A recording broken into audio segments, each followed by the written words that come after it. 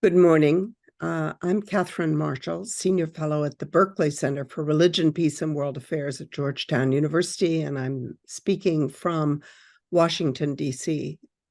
Welcome to all of you to this webinar focused on refugees and the broader problem of forced migration.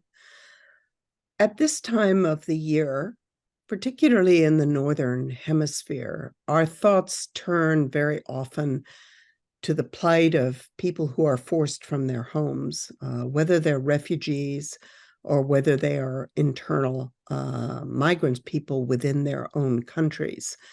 And we are reminded of our history and our traditions, which in so many cases involve forced moves, suffering, in this time of short days, of long nights, of increasing cold, our hearts and our minds turn very often to these issues of the people who do not have the shelter, do not have the comfort of their homes and the uncertainty that they face.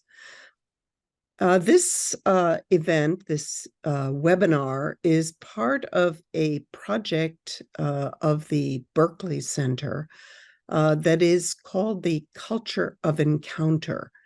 It is inspired above all by Pope Francis and his very frequent reference to a culture of encounter as one of the ways and approaches to trying to deal with the complexity of the world's issues and, above all, with the tensions that arise among religious traditions, between religious and non-religious actors, and among people of so many kinds. This culture of encounter, which he exemplifies himself in his outreach, in his willingness to listen, to empathize, but also in his call to a much broader shift in relationships beyond formal interreligious or interfaith, intrafaith dialogue towards a much broader appreciation of what we mean by encounter and its benefits as well as its challenges.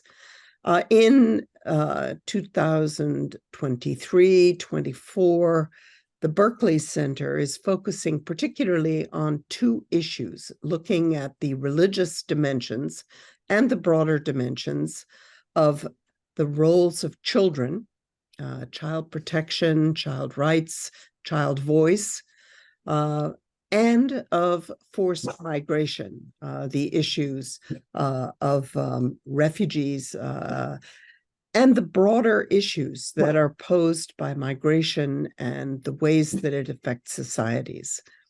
So today, this is a framing discussion where we are really setting out what will be a year-long journey, a journey of exploring particularly the religious dimensions of these challenges of forced migration and how they relate to the ways in which we interact.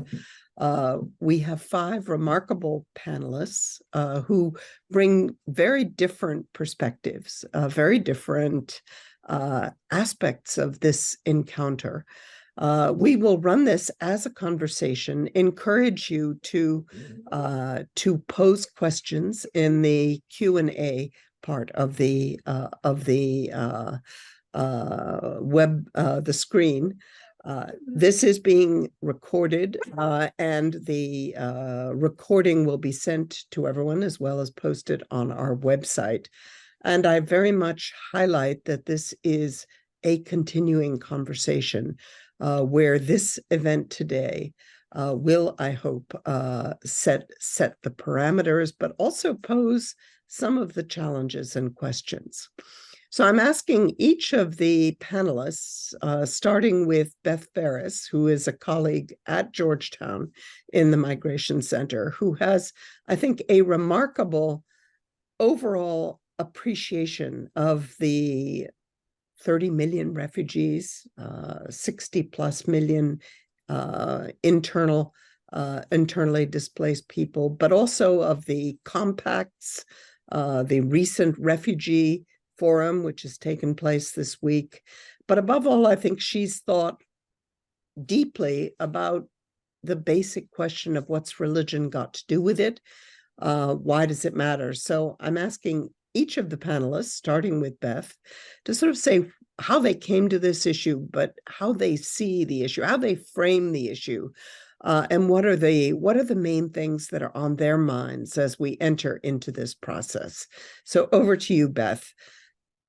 Yeah, well, thank you, Catherine. And it's great to be with you this morning and talk about an issue very dear to my heart. You know, I'm an academic researcher and do a lot of research on different topics, but I worked for over 20 years with faith-based organizations, primarily the World Council of Churches and Church World Service here in the U.S., working to support churches and increasingly interfaith groups in their ministry to uprooted people, whether refugees or internally displaced. You know, and this kind of ministry, this kind of response takes many different forms in different contexts. But it's almost universal that when people are forced to leave their homes or flee their countries, that they turn to places of worship, faith communities for assistance. They show up on church doors and on the steps in the front of mosques to ask for assistance with the most basic of needs. And oftentimes these organizations, these communities, whether a local church or synagogue or mosque or temple or a specialized ministry of these organizations, provides continuing service to uprooted people, both refugees and people who do not meet the legal definition of refugees, but often have needs equally as serious as those who do. And what I've seen over and over again, that as faith communities engage with uprooted people, sooner or later they come to the question of, well, it's really great to be able to provide this welcome, this relief, but somebody's got to address the root causes to stop the violence or the disasters that are provoking such havoc among people. And they turn to advocacy. The advocacy is often really difficult for faith communities because advocacy and addressing root causes is always political. It's always involving people who make decisions that affect the well-being of those who are uprooted. It's also difficult because many faith communities operate within a humanitarian tradition, which is to help people on both sides of a conflict without regard to their politics or race or religion, to be neutral, independent. But when you get involved in addressing the causes, whether it's the suffering going on in Ukraine right now, or what's happening in Gaza or in Myanmar, that really challenges those principles. Can you be neutral as a humanitarian worker, as a member of a faith community working with refugees and displaced people in places where it's very clear who the aggressor is, and a tendency to want to side with those who are suffering the effects of that. So there are problems sometimes in engagement. But faith-based organizations have unique characteristics that place them very well to do advocacy, whether at the global level or at the local level or the national level. First of all, they have constituencies. I work with a lot of wonderful human rights groups like Human Rights Watch, which does incredible work all over the world. But faith-based groups represent someone. They have a constituency. They have people behind them. When I was at Church World Service doing research or advocacy on U.S. immigration policy, just to see the phenomenal impact that a meeting of 12 pastors in Chicago had with their representative, which was a very different kind of pressure, of support, of a resource that even wonderful organizations like Human Rights Watch couldn't mobilize. So, understanding that having that constituency, those members behind you is a powerful source of pressure on questions of addressing root causes. Similarly, the fact that people in faith communities are largely motivated by their faith. This isn't, a professional calling, something to put on your resume, but something that people feel deeply about. And I think that being rooted in a faith tradition, coupled with the constituency, and oftentimes rooted in personal experiences, It's very meaningful for members of Congress or some of these big UN organizations to hear from faith communities about individuals they've met or what they've seen with their own eyes. And I can't emphasize enough how important that is, and not only developing effective advocate, but also in transforming individuals and frankly, transforming faith communities when that opportunity emerges. So there are lots of examples, and maybe in later discussion, I can go into some of them. But Mhm. it was faith communities that brought the issue of internally displaced people, who now number more than twice as many as the world's refugees, onto the international agenda. And that came about because organizations started hearing from local churches and mosques, hey, we've got all these internal refugees. What can you do about them? And we're able to put this onto the international agenda. And last week, as Catherine mentioned, the Global Refugee Forum was held in Geneva, once in 4-year event. There were over 6,000 participants. All kinds of organizations, private sector, governments asked to make pledges to make things better for refugees and displaced people. And, I was very proud to see the interfaith response to that Global Refugee Forum, to be present and to make it clear that this is an issue of concern to people of faith around the world. So, the link between direct action and advocacy is almost a normal sort of progression, and can have an enormous impact. Thanks.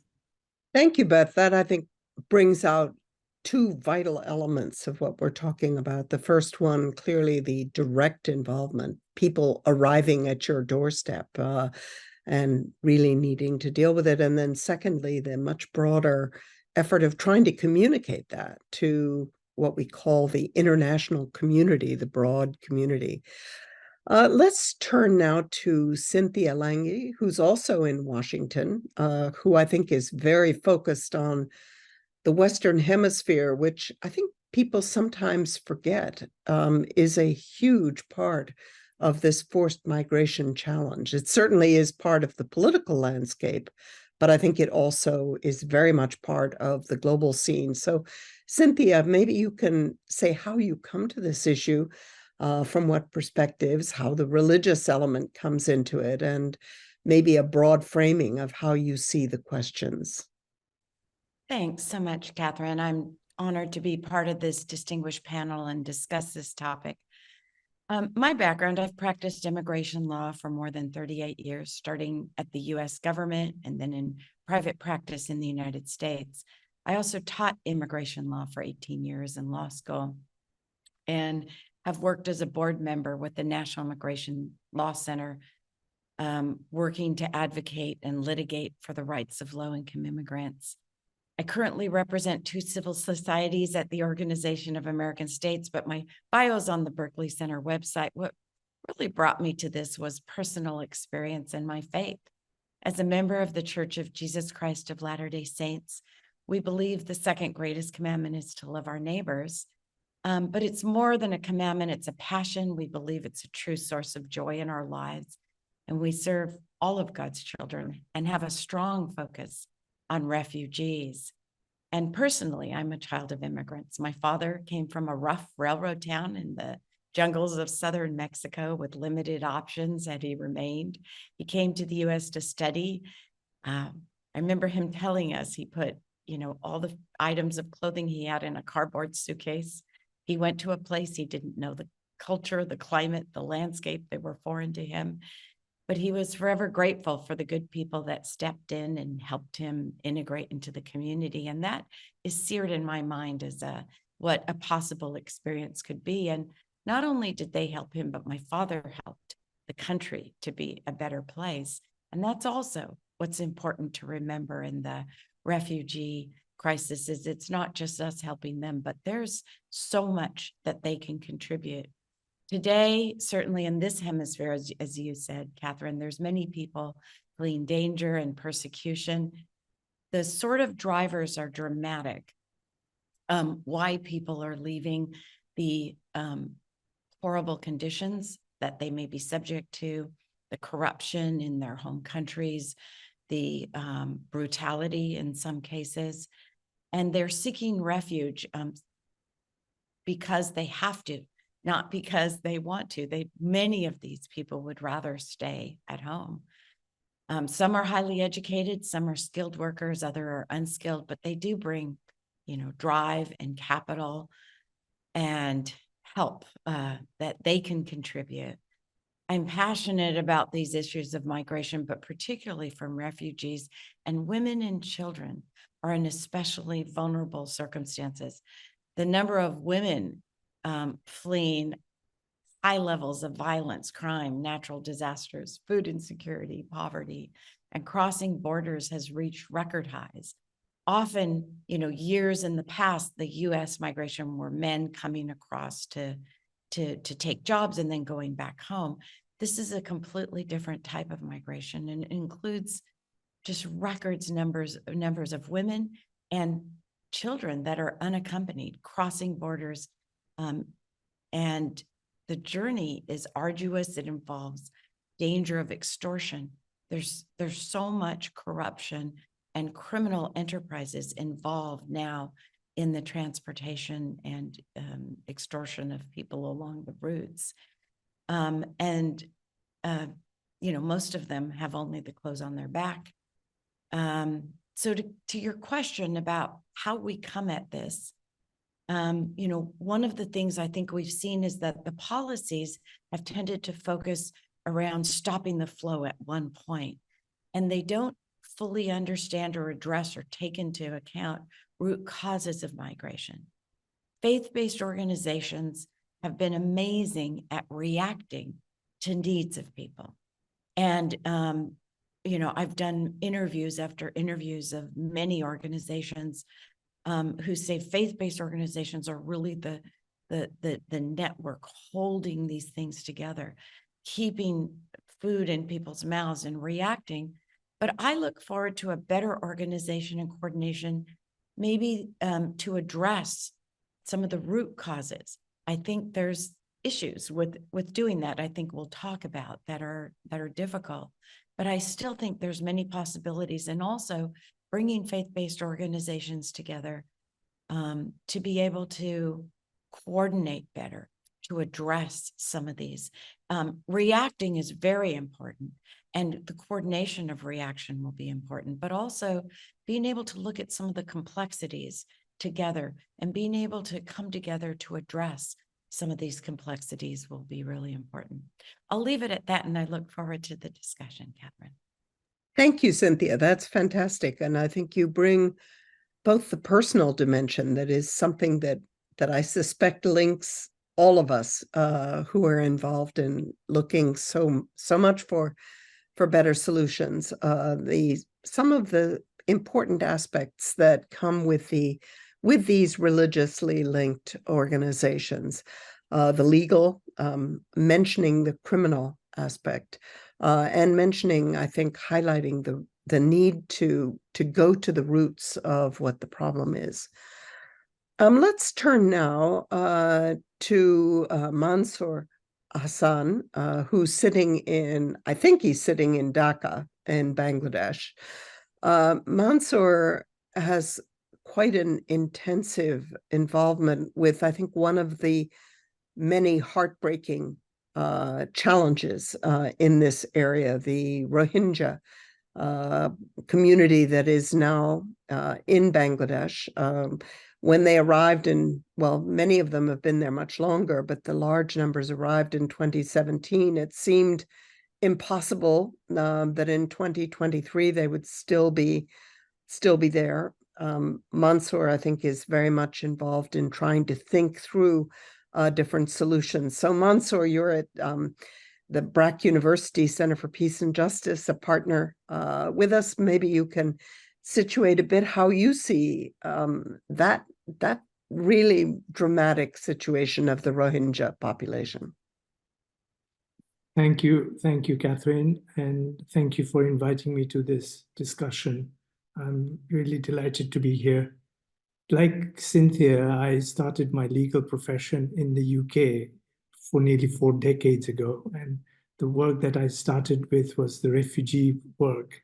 I was a refugee lawyer in the UK, and I remember dealing with people from different countries, different communities, coming to the UK and seeking asylum and refugee status. But that was 4 decades ago. But since then, I've come over to Bangladesh, and I've been involved with governance issues for a number of years. But for the last 10 years, I've been involved with the Center for Peace and Justice. And we started work in 2014 and basically started focusing on SDG 16, particularly looking at the issues of legal empowerment. But then in 2017, as you mentioned, Catherine, the Rohingya refugees came into Bangladesh. And by sheer coincidence, I was in Cox's Bazar on that particular day when they started coming in August 2017. And I saw the first responders, basically the local people who came forward and really gave shelter to these wretched people who left the country in really difficult situation. They were beaten, they were burned, they were raped, and to leave everything behind and come over. And thankfully, the Bangladesh government opens its border and allowed nearly over 1 million people to come in, a population greater than the size of Bhutan, our neighboring country. And that was really a kind of a horrific kind of a situation that we found ourselves in. But I think the interesting and most striking thing was the way the local people opened up their doors and gave shelter to these people, and also local NGOs who came in, and the national NGOs who came in and catered for their needs. I think that the important thing is that it was the same kind of religious background people who were coming into Bangladesh from Myanmar. And you can say that there was, obviously the reason was, one of the main reason was persecution by the Buddhist majority, who really basically drove the Muslim community, Rohingya community into Bangladesh.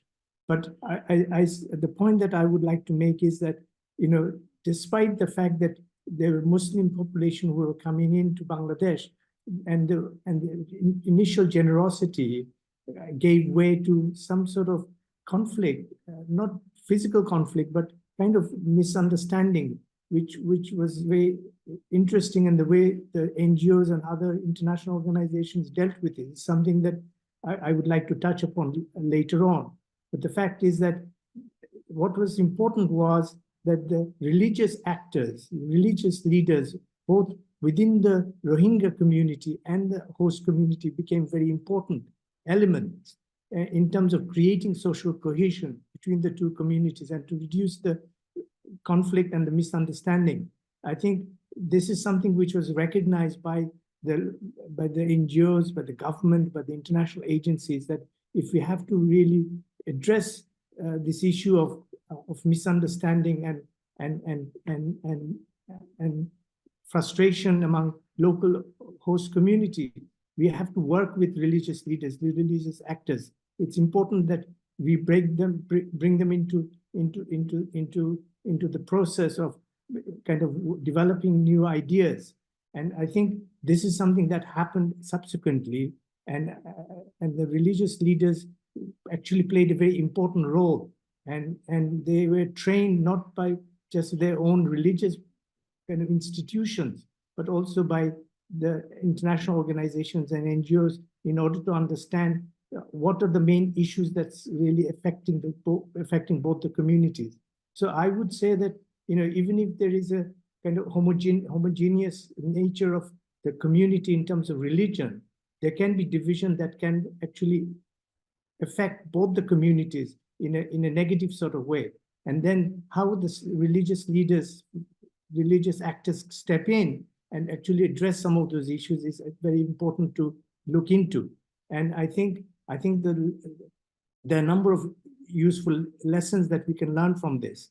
But I think what is also important is that the research that needs to be done. I think there's a kind of, I feel there's a neglect when it comes to religious actors' role in the humanitarian crisis. This is something that really needs to be looked at, and we need to find out more about the kind of the role that they can play. But I think for the time being, I think we can say that both in terms of gender issues, both in terms of community cohesion. I think religious actors have a very important role to play, and this is something that I would like to develop upon as we move forward with the conversation. Thank you, Mansoor. That's very helpful, both in situating the evolution of the problem of welcome, but also this important issue for all of us, which is where is the knowledge, and is the knowledge used, and where are the gaps in knowledge? We'll turn now to Cyril Hovran, who's in Kyiv, who's dealing with another heartbreaking situation that we're facing in late 2023, the Ukrainian crisis war, and the enormous numbers of displaced people that are suffering because of that war. Cyril. Hello, thank you. Yes, indeed, greetings from Kyiv. From Ukraine, it's quite snowy here, quite dark.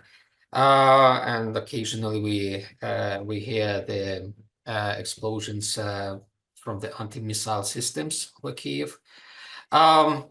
Catherine mentioned that the panelists came to the issue of refugees and displaced people. In my case, I think the issue came to me, and I was taken by this issue without proper preparation, with illiteracy. It happened that on the 23rd of February 2022, just on the eve of the great invasion, full invasion of Russia to Ukraine, I left Ukraine for a 2 days business to Europe. I left with my small bag, and I didn't come back to Ukraine until 1.5 years later. So I found myself in a situation that I realized later that, well, look, I'm a refugee, technically speaking, even though I was like more privileged than many other Ukrainians who didn't have where to go. I had places where to stay, where to go, but I was kind of absorbed by this huge wave of of refugees, millions of Ukrainians who fled to the West, and I found myself involved immediately in helping those people, helping also from the religious perspective. I'm a priest, an Orthodox priest, and many people reached out to offer them spiritual help in addition to the material needs that they had. And I had a very broad experience of helping, being in contact, in touch with the refugees, from confessing Ukrainian refugees in Los Angeles, in a small community, Greek community, to celebrating in the Royal Chapel in Stockholm in the presence of the royal family for the Ukrainian refugees. And I faced and tried to help a very wide array of issues that the refugees faced, speaking spiritually, speaking ecclesially. They wanted to have to go to the church. They wanted to join communities, and those communities were not immediately available to them. Still, they are not available to many of them. We are facing, or they are facing, the refugees are facing the issue abroad, while abroad, the issue of not being able to go to the place where they would have consulants, they would have advice and spiritual guidance, and they just leave the church, or they just stop going to the church because they don't know where to go. Also, they have to deal with all sorts of traumas. We are talking, I believe, about a sort of pandemic of trauma, of PTSD and other consequences of the war that the Ukrainian people face, both in Ukraine and outside. And they also have need in some sort of pastoral care or pastoral psychological help. That's another issue that they face, and where the church is supposed to help, and it is not always up to the need of the refugees. I mentioned that I came back to Ukraine instead of, as it was planned, to come back after 2 days. I came back 1.5 years later in the spring 2023. And immediately I faced a different sort of challenges in Ukraine. Yes, regarding the internally displaced people, there are more IDPs in Ukraine than the refugees, and all our cities which are relatively safe are now flooded really with the people from the east and from the south. But what I discovered that it is much more a challenge, not for the IDPs or the refugees, but for those who decided to stay, especially to stay in the places which are being under attacks. And I embarked on some missions that I'd like to use my remaining 2 or 3 minutes to show you what kind of missions we had, and they are ecumenical missions where we join together the efforts of the evangelicals, Pentecostals, Catholics, and Orthodox to help people who decided to stay, quite the opposite to the refugees. So let me just briefly share with you my screen. So this is, I hope you can see it. So this is the mission that was endorsed by Pope Francis. You know how close he is to Ukraine. And this is a group of evangelical and Pentecostal pastors and lay people who decided to help those people who are in need and who are in the front lines. So with this group, I joined this group later on, and we went to the Ukrainian front lines. And the purpose of our coming there was to help exactly those sort of people. So this is a humanitarian, the humanitarian aid that we distributed. After we went to these areas, like Orikhiv, it's in the southern front line of Ukraine. This used to be a humanitarian hub built by the churches. And this hub was destroyed by 2 Russian air bombs in July 2023, with some remaining inhabitants of Orikhiv who decided to stay being killed there. They are mostly elderly people. They would come here just to, to take shower and to have some hot food. And many of them, over 10 of them, were killed. Those who remained, those who leave, who were not killed, they stay in the conditions of being constantly under missile attacks. They stay like this at the basement of their house. You can see that they are elderly people with the age from like 70, 65 through 80 or above 80. They don't have electricity, they don't have running water. So we brought them water, we brought them really basic goods. We were well protected with our helmets and bulletproof jackets. They were not, and they are exactly the opposite to the refugees. They are those who stay, and you see that they stay in much worse conditions, and they need more help than the refugees. They leave. This is like an entrance to their shelter, which was bombarded just a couple of days before we arrived. And that's the conditions they live in. That is their kitchen and storage. This is their refectory and sitting room. This is their bedroom where they live together, stay together. And that is the conditions that we saw on the front line. We keep help, yes, and we went there with the blessing of Pope Francis. He was very much aware about this mission, and he was reported about this mission. And this is really an indication how such humanitarian missions can be also ecumenical, how they can bring the people of different traditions together to help those who need this help. So that's my kind of a short introduction. Well, I hope it was short, and I'm happy to discuss it further. Well, thank you. And I think you've raised some of the issues of the real needs, the fundamental spiritual needs of the people who forced to leave, but also those who stay behind. We turn now to Ruth Messenger. Ruth comes at these issues from many different perspectives. So maybe you can give us some sense of of what those perspectives are and some of the challenges that you see from looking at the culture of encounter, at the very specific challenges for refugees and forced migrants in the United States, but also obviously in other parts of the world, including the Middle East. I'm happy to do that. I'm sorry to have been a little late to the panel, but having heard Cyril and Cynthia and Manzoor, it's clear to me that in a sense we all have our hands on the duality of this issue, and that is that in some instances refugees are created by hostility on disagreements over land, but sometimes also between faith groups.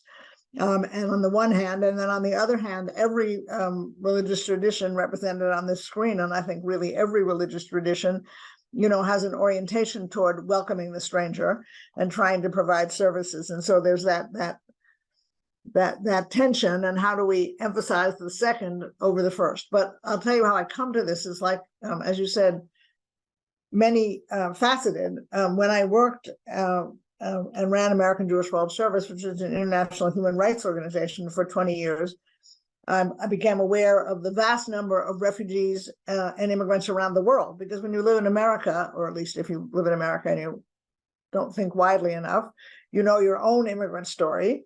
And you think of America as the place that people want to come to, and America as the place that has refugees. And then when you start working worldwide, you understand that there are refugees from every war, and many now from climate disasters. Many of the world's refugees today are climate refugees who are fleeing where they lived, not because a person or a dictator or a war is chasing them out, but because the change in the agricultural cycle, with either too much rain or not enough rain, is driving them away from the only life they've ever known, and they become refugees because they can't afford to stay where they are and survive. So that's one connection. And then I am a second-generation American. I am currently of the opinion that everybody in America needs to start all of their conversations by announcing which generation they are, so that they understand, basically, as Cynthia emphasized this very nicely, how recently their families came to this country, and how, to be honest with you, how absurd it is that they are talking about immigrants as like the worst plague they ever imagined and destroying their way of life, when in fact their parents or grandparents came to this country, sometimes were reviled, sometimes were welcomed, but in either case became the underpinning of the country, and grew up with their own resilience. And I think many more Americans need to understand their own immigrant stories and acknowledge them. So then I became involved, Catherine, with the current immigrant and asylum seeker challenge in New York City. I started about 15 months ago, joining the individuals, several of them faith-based in their orientation, but who were literally at the Port Authority bus terminal in New York every day, starting at 5 a.m., welcoming people who were, most of whom originally were being sent by Governor Abbott of Texas to New York, many of whom, a significant number of whom, were Venezuelans fleeing political oppression. And I would note, as I do often in trying to educate Americans and New Yorkers to this story, the people who are coming to America from Venezuela are by and large walking through 6 countries. They're using the very limited resources they have, often to pay, whatever word you like, people taking advantage of them to move them from one place to another. They demonstrate unbelievable resilience and determination. And then they get to the border, where things could not be more messed up, possibly. Mexico has not worked out a way to welcome and keep people there. The United States buses people. The governor of Texas buses people all over. Yesterday, the governor of Texas signed a law that says that he can arrest immigrants, which is presumably unconstitutional. But meanwhile, he signed the law, so we assume that he will start arresting people. I myself will be going to the border in about a month in El Paso to try to see firsthand what's going on. But then what I have to emphasize is in New York, there is an outpouring of care and concern and support and resources for new immigrants. All you hear on the news, or mostly you hear on the news, that people who are demonstrating because they don't want a new shelter in their neighborhood. or the mayor complaining that the federal government and the state government are not helping enough, which is true, but complaining doesn't really help. But on the grassroots level, we have every kind of organization, from Orthodox Jews preparing food to houses of worship. 200 houses of worship in New York City have offered to become permanent shelters for up to 15 people. And so far, the city has managed to approve only 2 of the 200. So we have an obstacle with our own government, but we have an amazing determination on the part of a lot of people to help, in the process of which, as I indicated when I started, I made some serious connections to my own immigrant history and discovered a radio address given on behalf of the American Jewish community by my grandfather, saying that it was our obligation to welcome immigrants. In that case, he was talking about people escaping from the Holocaust, but he was on NBC radio in 1939, talking about the obligation to help immigrants and refugees. And then I thought I would end this intro with just a little interfaith story, and I'm glad Cynthia is on. But the Church of Latter-day Saints sort of, I don't mean they weren't there before, but they came forward in a visible way about 2 months ago in New York, trying to find out everyone who was helping immigrants, and in a wonderful way, just not trying to duplicate services by saying, like, what can we do to help? And they gave groups money for textbooks, and they gave groups money. Anyway, they found, this is my story, they found a mosque which exists in the West Bronx, which we've been working with for some time, which is informally a shelter. That is, it is not approved by the city, but it has, I think, probably about 20 men sleeping on the floor there.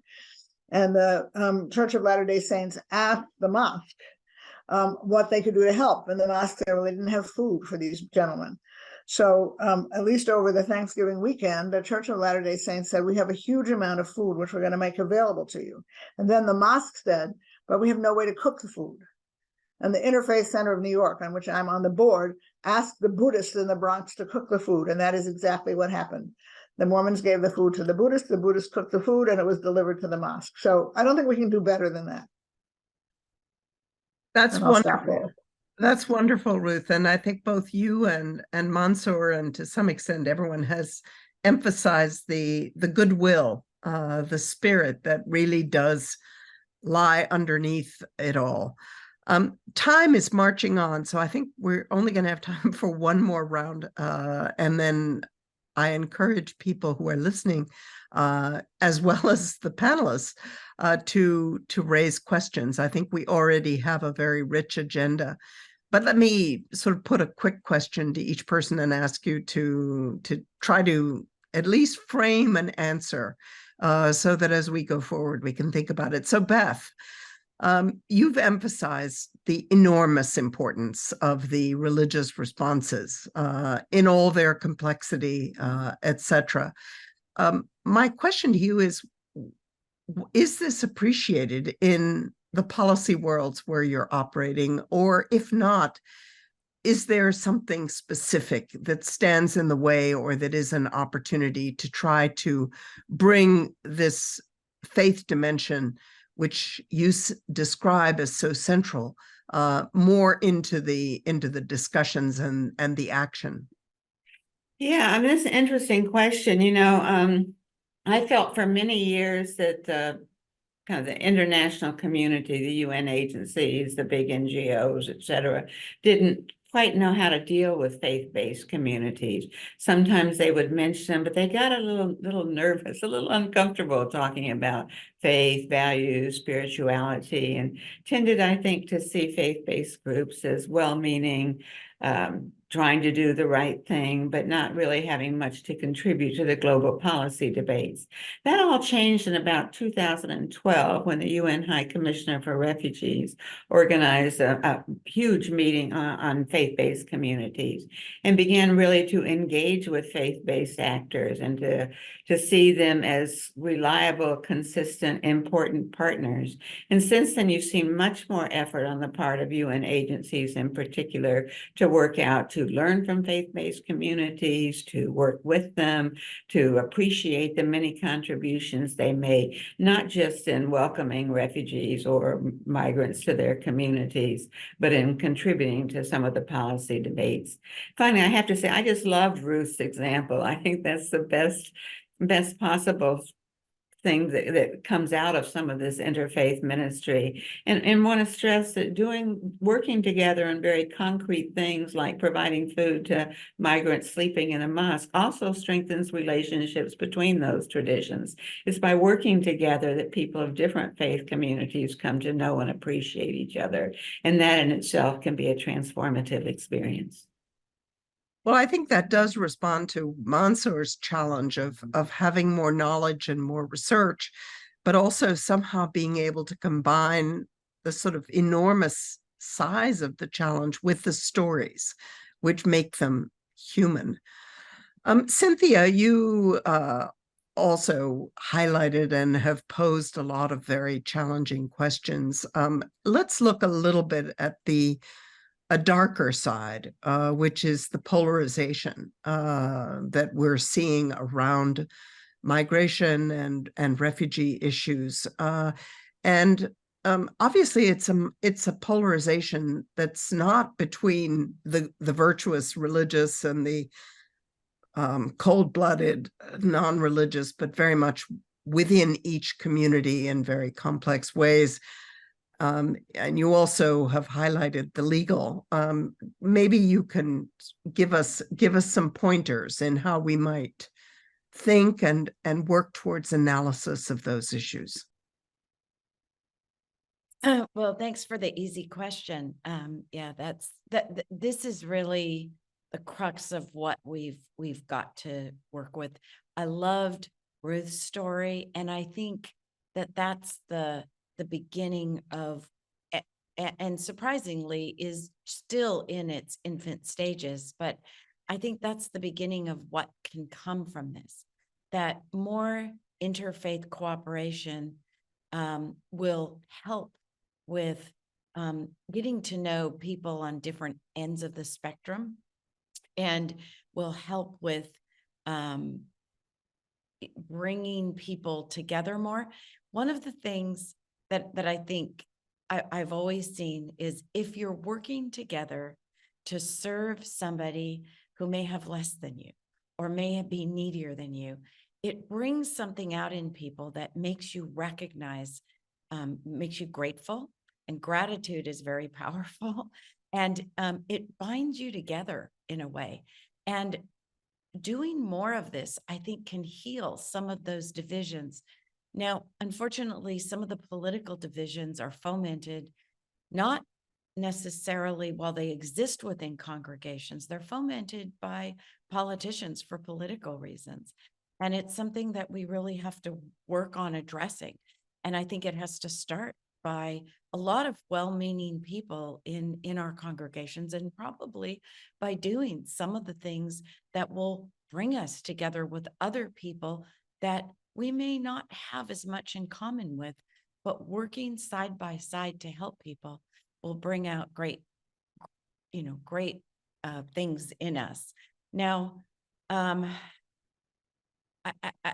think that there's also legal issues that are being thrown in as impediments for helping in some of the faith-based situations.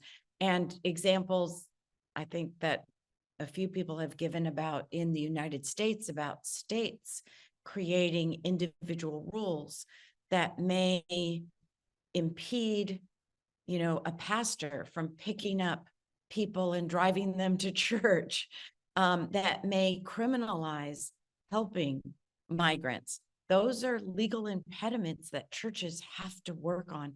And I also think that it's an opportunity for a temple and a mosque and a synagogue and a Christian congregation to come together and work on some of those things together, not necessarily in a political way, but to further their religious beliefs of helping their neighbor and reaching out to strangers.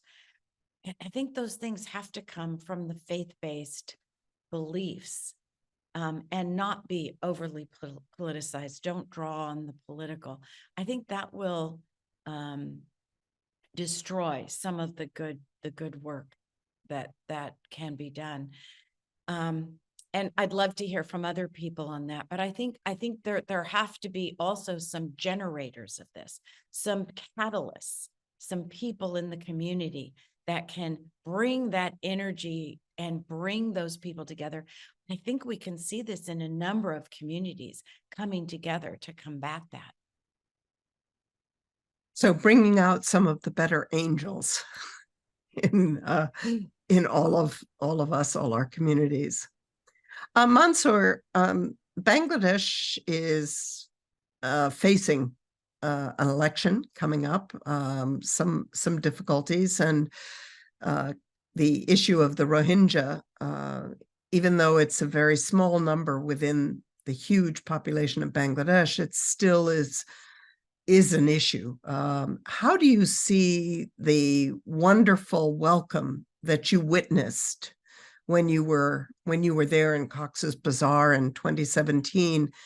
How is that taking shape, and how does that relate to this fundamental issue of the local politics around the refugee issue? And you can also comment on the International Court of Justice case if you wish, but I'm really quite taken by the complexity of dealing with the politics of the Rohingya issue in Bangladesh.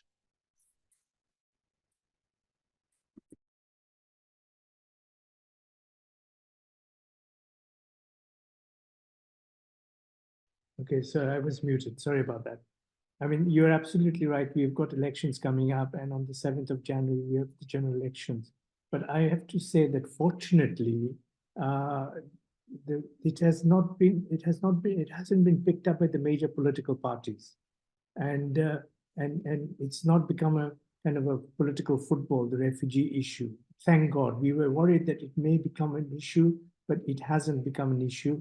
But I think the point that I was going to make was that, you know, one of the things that we are doing in Cox's Bazar is actually doing quite a lot of capacity building work and research and advocacy with both the host community and the refugees and the refugee community. And one of the things that we've found from a very early stage is that the level of trust is very, very low within the refugee community. And I think, you know, this is probably true everywhere. You know, the trust level with refugees is very low. And I think the major challenge that we all have to face is how to actually address that particular trust deficit issue. I mean, one of the things I think I would say what we have seen in Cox's Bazar working with refugees is that if the religious actors, leaders, imams and others get involved in the kind of the everyday communication work that happens in the camps, you know, that can actually address that particular issue of trust deficit. And given the fact that, you know, a lot of NGOs and international agencies have this kind of thinking that, you know, a secular program doesn't really need religious leaders, religious people. I think there is that kind of a challenge, I think, that we are facing. And I suppose, given the fact that we have in Bangladesh a strong NGO tradition, what has happened is that the big NGOs, small NGOs, have actually involved a lot of the imams and religious leaders in the programming, and they've trained, as I said earlier on, a lot of these imams and others who are involved with the community to actually communicate some of the messages that needs to be given to the youth and the women and others. And I think that has been quite a successful kind of program that has evolved over the last 6 years in the refugee camp. So I think the network that we are working with is a lot of young people coming together and developing an informal trust network. And I suspect this informal trust network has to be built also within the greater community at large, involving the religious communities and community leaders. So I think this is very, very important. And given the fact that there's a low literacy rate among the refugees, this becomes a critical factor that if we cannot communicate the right messages, and if we cannot get the right interlocutors involved, then it is going to be, it will create many more challenges. So I think the issue of trust is a major factor, and the faith-based organizations and leaders can play a very important role. And in terms of the legal process that you talked about, there is a case in front of the International Criminal Court and also in front of the International Court of Justice to address the issue of justice and accountability.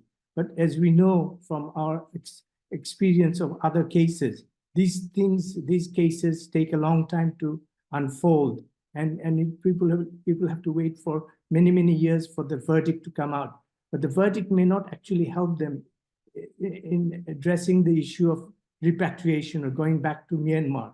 I mean, as we know, that the courts can give a judgment, but that judgment probably will not be enforced because the enforcement power is not there.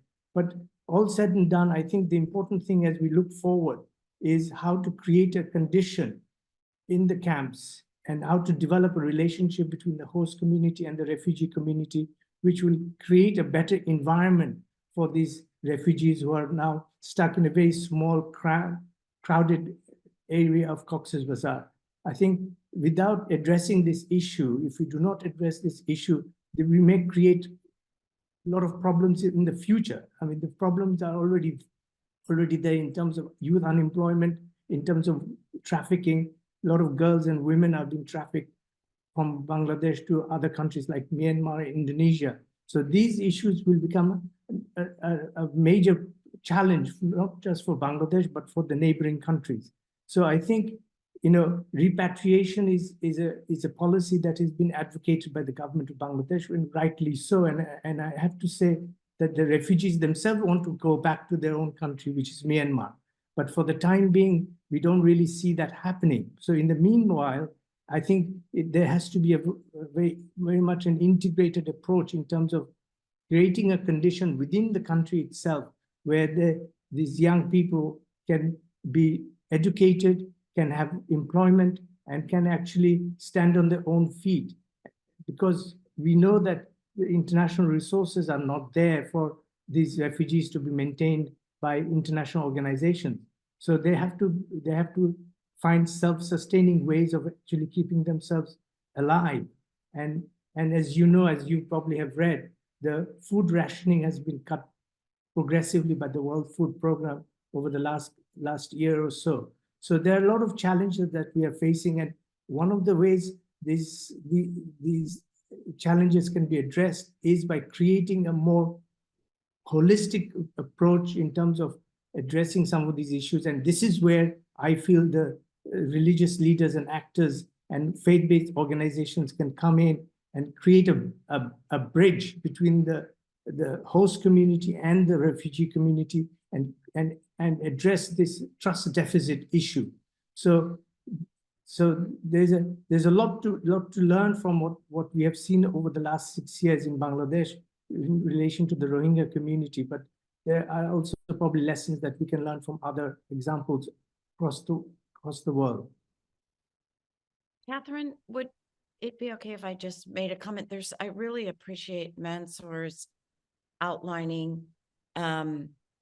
There's the local reaction and what's happening there and how that can be filled by local faith-based actors. But I think one of the things we've discovered, and I know we've talked about in prep, is that these migration issues are more complex than they've ever been before. We have an incredibly complex landscape. And I no longer think even one country can solve those problems, let alone one faith. These are things that require a complex understanding and a complex response. And it will involve, the UN, the OAS, other multilateral organizations, and faith-based organizations together. And having an environment, I think UNHCR has kicked that off. I think Beth talked about that a little bit. We've seen just this year meetings that UNHCR has had with faith-based organizations trying to coordinate. I think there has to be more of a bringing faith-based organizations into these multilateral discussions. I appreciate Mansur kind of outlining all the different levels of responses that are needed. And I think the challenge, Cynthia, that we are facing is that there are certain stereotype thinking that we have, which basically negates the role of faith-based organizations and faith actors. I think that's the first challenge that we probably have to overcome in many countries. Even in a country like Bangladesh, which is quite strongly driven by faith, the thinking is that it has to be secular in nature. The faith-based organization actors really don't have much of a role to play. I think if it is a challenge here, I can see how big a challenge it can be in some other parts of the world. So I think demystification of the role of the faith-based organization and faith leaders is something that is probably very critical and very important that we should all be thinking about. And that goes back to the point that Elizabeth made about the UN. It's taking the UN forever to recognize, that faith-based organizations play a role around the world. I think people are nervous, Mansour, they're nervous about faith and they're nervous about proselytizing, but most of the groups that we're talking about are out there doing the best versions of grassroots level relief and aid and development. And we need the sort of world powers to do a better job of recognizing that. And by the way, that's exactly the problem that we have right now in New York City. I have a mayor who talks endlessly about the importance, I think, in my judgment, a little too much, about the importance of faith to him personally and about how he loves faith-based organizations. But his administration is moving so slowly to recognize the work that's being done on the ground by people of every faith that I talked about, that is just absurd. And so you need these examples, you need these little stories. But we also need, and I don't know what role Berkeley Center can play in this, Catherine, but we need sort of a manifesto to political leaders, both globally and nationally, to say this is a resource, nothing else. We're not asking you to love this religion or that religion. We're not asking you to adopt a religion yourself. We're just saying this is a resource of people in organized communities who listen to their faith leaders. Not everybody listens all the time, but who listen to their faith leaders and are inclined to do good in the world for people other than themselves across lines of difference. And it would just be great if the powers that be, Elizabeth was optimistic about the UN. I'm trying to get her optimism, but if more of the powers of be in the world absorb this perspective. I'll tell one more story and then I'll take up my time and you don't get to ask me a question. But during the Ebola crisis, when I was at American Jewish World Service, we found out fairly quickly, I think you all know, which was how contagious the virus is, that the virus is contagious even after the death of a person who dies from it, and that therefore the particular Muslim, death rites, funeral rites that were taking place were actually contributing to spreading Ebola. And it was really clear that the US government had no influence on correcting this, and that the Marines that the US government sent to try to help, and I'm not saying they did nothing, but the people in Liberia saw them as like people in moon suits, hazmat suits, whom they didn't know and who they had no reason to listen to. And so we contacted Lema Bowie, a well-known peace activist with whom we had worked over some time. And she said, basically, only the imams can convince people to alter their burial rites, and to basically the simple remedy was use lots of bleach.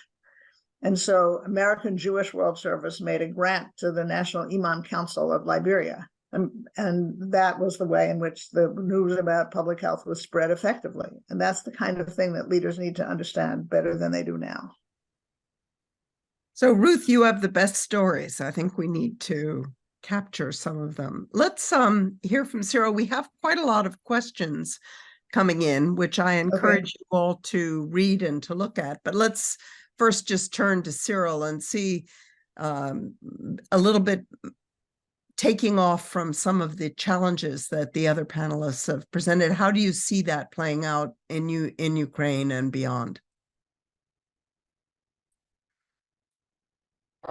Yes, thank you for these questions. I should say that Ukraine demonstrates a remarkable solidarity within the society, between the religious communities, except probably the Orthodox churches, two Orthodox churches that still quarrel with one another. I think we are facing an imminent, a coming crisis or difficulty, challenge, if you want, which has to do with with how the things develop in the front line and how the external European and American help comes or doesn't come. You all know about the stalemate in the Congress regarding the aid to Ukraine, and we all observe how much less media pay attention to the developments in Ukraine. Nothing changes here. I mean, we have the same situation where still hundreds of lives are lost every day, and people are under airstrikes and rockets. But certainly the perception is changing, and I think it is something that affects the attitude of the Ukrainians.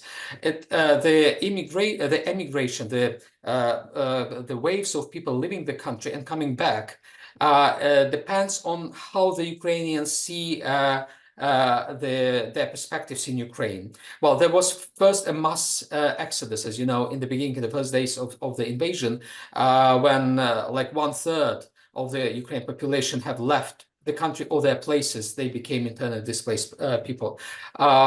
Then in April, May 2022, there was an influx of those who decided to return, even though the war was still going on. Well, of course, some areas in Ukraine were secured and were liberated from the Russian occupation, but even if you take Kyiv, it was still under the strikes, bombardments, and people nevertheless came back, returned, because they had hope that eventually, you know, the counter-offense would succeed. That they were in good mood for their perspective. Then there was a short period of time in the winter time when there were blackouts because the Russians tried to destroy the infrastructure, electricity and heating facilities.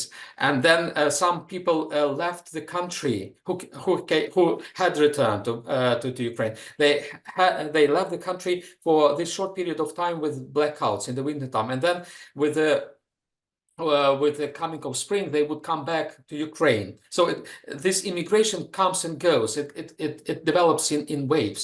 And now, as you know, people see how the world, you know, is turning away, and also the aid is impeded somehow in the US and from Europe, with the countries like Hungary blocking the European aid, for example. Their hopes decrease, and this pushes them to consider going to Europe or to other countries again, leaving the country again. So I think this attitude and the perception, how Ukraine is perceived in the world, and how the Ukrainians perceive the perception of Ukraine by the world, it plays its role. They play together their role in the behavior of the Ukrainians regarding leaving the country or staying in the country. So essentially, well, my point, what I want to emphasize is both perceptions, the way how the world perceives Ukraine nowadays under the circumstances, how the Ukrainians perceive the world's perception, which they perceive as being diminished. It influences the decisions of the people, whether to go or to stay. And this may increase really the wave or cause a new wave of immigration, of refugees. That's something I think that probably needs to be taken into consideration by the policymakers as well, and by the way how we still talk about this war. So that's what I wanted to bring to your attention. Well, I think you've underlined very forcefully something that all of you have emphasized, but particularly Cynthia, the enormous complexity of these issues and the ways that different aspects are intertwined and tangled, so that it makes it difficult to go back to the imagined idea of refugees who come, conflict is solved and they go back home. Something that we haven't highlighted here, but that is, I think, very vividly illustrated in all of these cases is the fact that refugee situations tend to be so protracted that they last for years. I mean, that's with the Rohingya crisis that we've witnessed unfolding, that's a very clear example that it seemed inconceivable in 2017 that we'd be where we are in 2023, almost 2024. We do have a lot of questions. I'm going to encourage the panelists to take a look at them and see which ones they want to jump into. The first one, I think, speaks exactly to this because it is looking at people who are driven away from their homes by the complexity of factors that include now climate change. Ruth was highlighting that in her early comments, but I think we're seeing that in the Ukraine situation, obviously, in so many different parts of the world. Whether or not anyone will ever reach a definition of climate refugees, I think is improbable. I see shaking heads. But of the other issues, I think perhaps the most prominent theme that I take out of a quick read, and we will take a harder look at this, is looking for examples that address this very core issue of the reluctance and unease of so many people in the policy world, in all its complexities, to think coherently, strategically, based on information, as Mansour has emphasized, about the complex roles that religious institutions play. So looking for some examples. I don't know, Beth, do you have any quick inspirational examples to offer on that, or any of the other questions that you'd like to pick up? Sure. Thinking about what's happening at the global level, I think faith communities made a definite difference in policies on internally displaced people, on refugee uprooted children, on women's issues. They were really in the front line of bringing concerns of local community to big UN forums and leading to major changes in policy, which I think is really good. It's hard to judge sometimes the outcomes of on advocacy because there are usually a lot of groups working, say, on immigration reform in the US, and it's hard to say, well, the faith communities did this and secular organizations did that.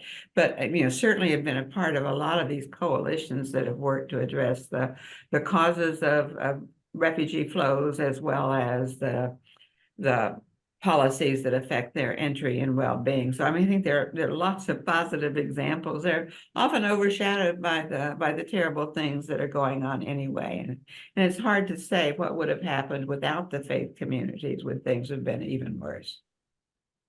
Maybe Oh, go ahead. I Yeah. was just going to say, on a local level, I know as I've interviewed a lot of faith-based organizations in the US and in the Americas, the formation of, let's call them welcome centers. I know our church has things called welcome centers. Other faith-based organizations have similar things, and they're not just in the US, but they've influenced local politics and local people to be able to welcome those refugees or migrants or people who have ended up at their doorstep. Many of whom may want to go back home if things improve, but the reality is that they are there for now, and they may be there for a long time. And the sort of things that they've recognized, they need to understand the community that they're in. They need to understand the legal rules.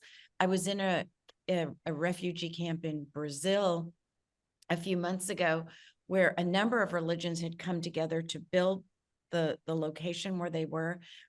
One of the groups, a couple of religious groups, were coming in to give legal advice, so pro bono legal advice. These sort of things have been influential on local communities to be able to then drive people to come and befriend and help and create community for those people. And I've heard stories of people saying, my daughter now plays with somebody who's a refugee from Venezuela, and they've learned so much about each other.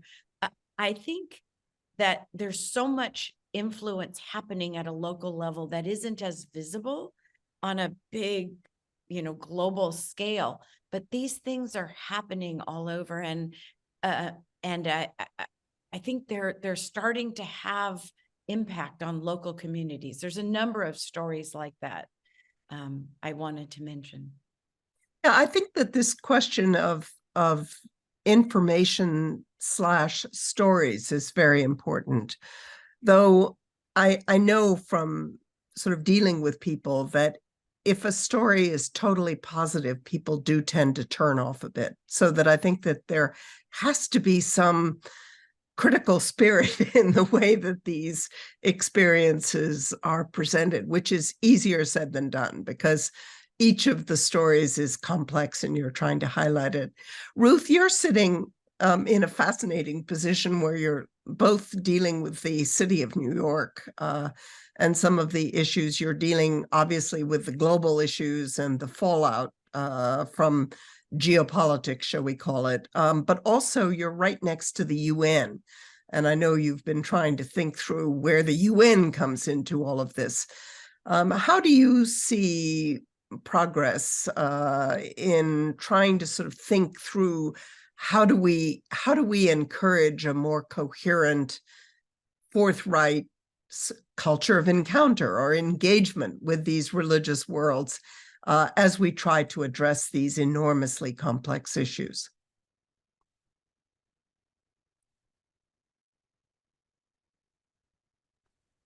Not a question I wanted, because I think it's very hard. I mean, I think that, UN itself is a pretty complicated entity, and they're used to, I think one of the challenges here is that they're used to dealing with big leaders, right? The UN deals with the universe of ambassadors from the, whatever it is, 200 countries in the world, or the heads of those countries.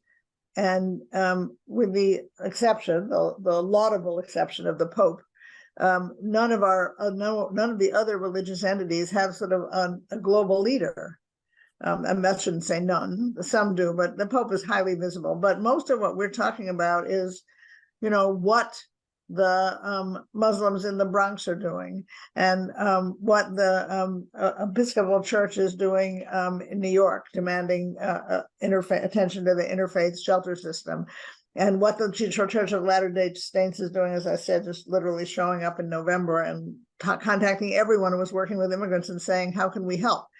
And those are really impressive, but that doesn't exist quite so easily on the global scale. So you need, I'm not saying this will happen, Catherine, but you need some initiative from secular leaders, which is, I think, several of us were talking about. I need a mayor to be serious when he says, I want to work with the faith community. We need, the people dealing with the Rohingya crisis to say there's this huge outpouring of love and care. How do we build on that? We need people noticing the efforts that Cyril is caught up in. I'm not saying they're not noticed, but I'm saying that for a whole variety of reasons, secular leaders, political leaders, and the UN have to include in that, are like, we don't know what these faith-based groups are out there, but they're little groups that do something, and maybe they're spreading religion, which we don't like, but meanwhile, they're probably providing some aid, which we do like, but they don't see the networks. They don't see the power. They don't, when you ask, like, what could happen? Well, the UN could convene a major interfaith assembly and ask literally every religion in the world, depending on how people count, I don't know, there's 10 or 15 or 20, and just not say you're single pope, but could you send a small delegation? Even my fractious Jewish community could actually, fight among themselves and then agree who are the 6 people who should go represent the Jewish community at the UN. It would happen, and there would be some engaged discussion. But as I say, we have this perfect microcosm in New York. We have faith-based groups just literally coming out of the wazoo to do anything. And we have a theoretical premise that we could save the city a lot of money if they would approve various houses of worship as shelters. The estimate yesterday was $543 million a year. And yet the city puts up every obstacle to doing this because somehow, I don't know, faith makes them nervous. Small grassroots groups certainly make them nervous. That's, my life story. Anyway, so yeah, I'd love to see more national. I mean, you're talking about a global effort to recognize the power of the faith communities. I'd like to see literally some more national leaders and even local leaders fully embracing that.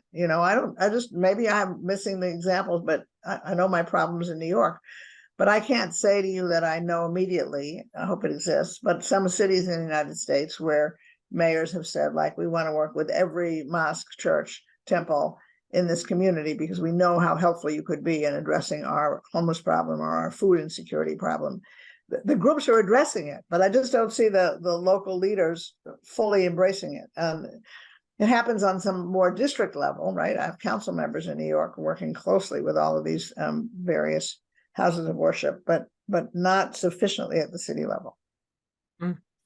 Well, those are a bit sobering, but also inspirational. So as usual, Ruth, you always have extraordinary insights. We're coming very close to the end.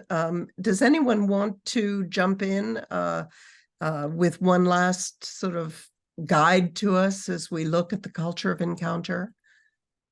Catherine, if I may.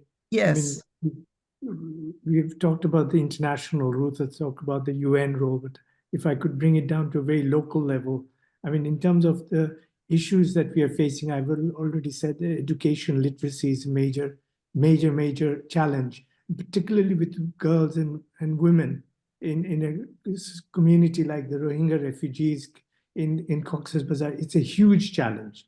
And this is, again, an area where religious leaders can come in and work with the community at the community level to encourage girls to come out of their houses and from their camps and take part in the educational programs that are being introduced in some of the camps in Cox's Bazar. So this is very important for the long-term sustainability of the community, that education should reach all the different population, all the different communities and categories of people. So this is where I think certainly us at Center for Peace and Justice, we have established a refugee studies unit just outside the biggest refugee camp in Kutupalong. And one of the things we're doing is to encourage young people to come and sort of learn certain courses that we have introduced. And one of the challenges is that we don't get enough girls and women to come to such programs. And this is where, again, interreligious, intercommunity activities can be very important, and religious leaders can play a catalytic role to improve the situation. Yeah, well, that's, I think, an excellent challenge as we come to the close of this session, dealing with the longer term issues. And the more that the forced migration issues are not short term, somebody leaving and coming back, but people being for decades living in these limbo forced migration systems, it leads us to focus on children, on gender relations, on violence against women, on all of the host of issues that are everywhere, but that are probably accentuated within the disruption of these situations. There are questions which we will look at and which we'll take into account. As I said at the beginning, this is a framing discussion for what will be with members of the panelists are members of the group that is working specifically on the culture of encounter, forced migration dimension. So we will be looking at the questions, at the many wonderful ideas that I think all of you put forward today, that are both examples, positive examples, but also challenges that we're facing as we think both about the religious dimensions of the forced migration issue, but also at the links to this effort to look both globally and locally at the culture of encounter and how different kinds of communication and engagement, we're talking about both, can open new ideas and lead us hopefully towards better solutions. So as we said, this event has been recorded, and so the video of it will be posted online. We are looking to continuing discussion, welcome inputs into it. We will have at least one more webinar, and we'll have a conference. We plan a conference at Georgetown University. So emphasizing the two elements, first of all, that this is a continuing look at these religious dimensions of the refugee challenge, but also that this is part of this broader Berkeley Center effort, which is very much a collaborative, which is both very academic, very intellectual, but also trying to bring in the extremely pragmatic, practical experience, which I think is something that came out so strongly in this webinar, both the common elements of the forced migration system, but also how individual each situation is and how the issues of forced migration link to so many others, the interconnectedness that I think is one of the theme words of the year 2023. So I think we can end by wishing all of you the best possible end to this difficult year, 2023. And we all look forward very much to continuing our work together. So thank you all so much, to all who have listened and to all of you who have given us, I think, such honest but also insightful wisdom on a difficult topic. So thank you.